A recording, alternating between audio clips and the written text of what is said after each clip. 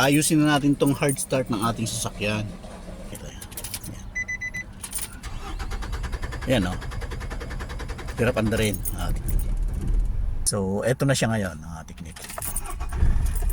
Ayan. Kung mapapansin nyo, halos empty na yung kanyang fuel. Nasa in na siya. May tubig ka dyan, pre? Buhusan ng tubig para mawala yung tubig.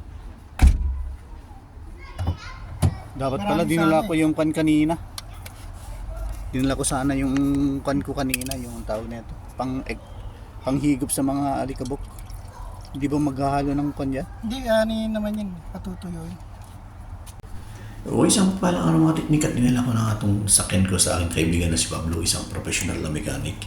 Dahil lang dahilan, nung nakita ko yung lock, madali namang tanggalin. Nanood ako sa YouTube University kung paano tanggalin. Parang pinapanood, parang napakadali. Pero yung paghampas-hampas nila yung lock ng fuel filter, which is yung metal, circular metal na yan, na naka-lock sa buong chassis, hinahampas nila ng martilyo eh. At ang medyo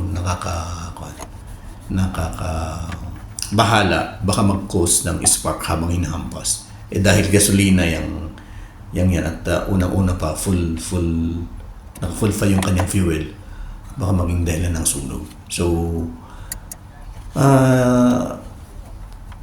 hindi na ako nagdalawang isip na dalhin sa aking kaibigan, si Pablo. At para sa content, safety at maigi na rin sa professional dahil gasolina ang involved dito. So panoorin natin mga teknik kung paano yung mga teknik na kanyang ginawa sa pag-install ng panibagong fuel pump.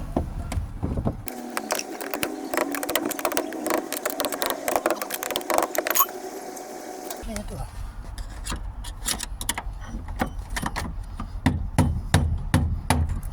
Dapat kanina pa eh. Yun o.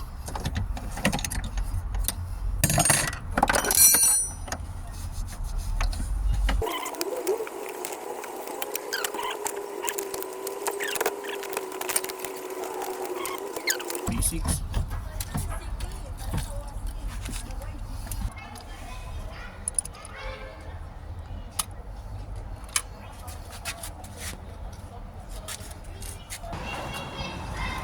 Patong ka rito ha.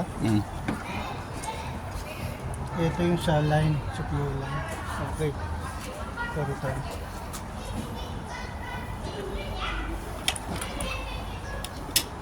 Two, four, five. Okay, parehas. Parehas. Kabit natin.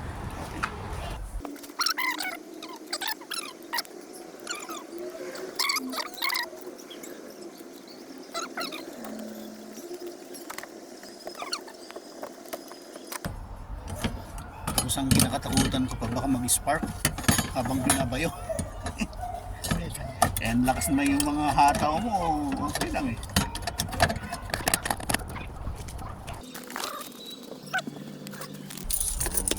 On lang natin mga Okay, kumana. Start. kumana. Start. Ano, i-con ko na? Oh. Tinandaan mo yung level kanina? Level lang? Yung gasolina? Oo.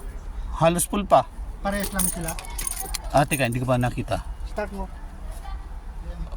Oo. Pares lang. Parehas lang no? Oo. Okay, start mo. Start na. Yes, normal yan.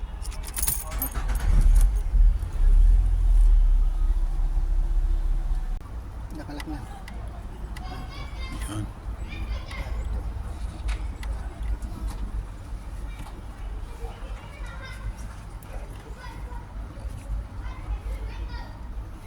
Okay lang. Ah.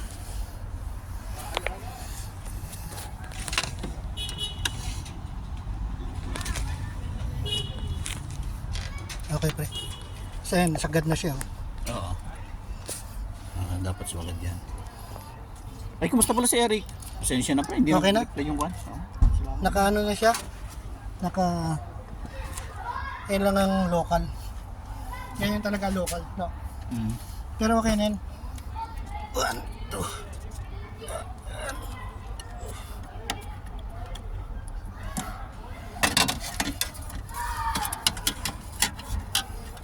paandarin mo pre.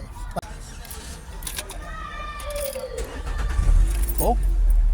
Bilis na. Tapos yung fuel pump yun. Praise God. Ah? Yung fuel pump daw. Oh. Sana nga. Ano, walang leak. Ligtas. Saan Wala, wala. Sa Dito. Kasi okay naman eh. May iluwagan eh. pag may lumabas sa gilid, Mm. yun sa may o-ring niya. Mm. Oo. Lapat yung ori. Thanks God.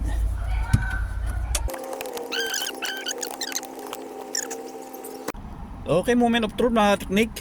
Do sa ngayon medyo full pa yung kanyang fuel. So usually yan kasi ang isang dahilan kaya suspetsyan ko ng problema is sa fuel pump. Kasi every time na full yung ang aking fuel, madali siyang andarin. So sa ngayon, madali niya nang andarin at yan kitang-kita naman full pa yung kanyang fuel. So tingnan natin sometimes after pag nakaka na siguro. Pag nakakalahati, i-videoan ko ulit at i-update ko. Okay, moment of truth tayo mga technique. Do araw-araw ko siyang ginagamit at thanks God at madali na siyang andarin. Pero para sa kaalaman lang dahil yun nga, ipinakita kung paano ayusin yung ganung problema na hard start. So eto na siya ngayon mga technique. Yan. Kung mapapansin nyo, halos empty na yung kanyang fuel. Nasa in na siya. Halos empty na. Kasi dati, pag full, doon lang napapansin kong madaling andarin. Tapos pag nasa half na siya or mas mababa sa half, ang hirap ng andarin. Talagang 3 beses mo siyang i-turn on sa susian. Saka pa lang siya aandar.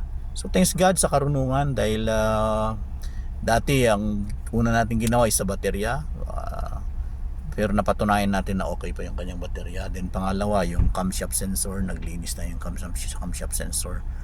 Then nag-decide ako na palitan yung camshaft sensor at saka crankshaft, pero dahil dito sa napansin natin na pag nag full tank siya, madaling andarin. So yun ay nagbigay ng clue sa atin na baka fuel pump ang problema. Tapos ChatGPT sa tulong ng ChatGPT, yun yung recommendation niya.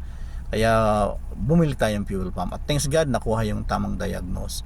Thank you Jesus. So yun yung tinatawag na karunungan ng Panginoon. Na pag ang lahat ng bagay ating ginagawa ay pinagkakatiwala sa Panginoon, ay tsak, tutulungan niya tayo. Bibigyan tayo ng karunungan, kaalaman para maisagawa natin ng tama ang ating mga gagawin. So hanggang dito lang tayo mga technique. More power sa inyong lahat and God bless.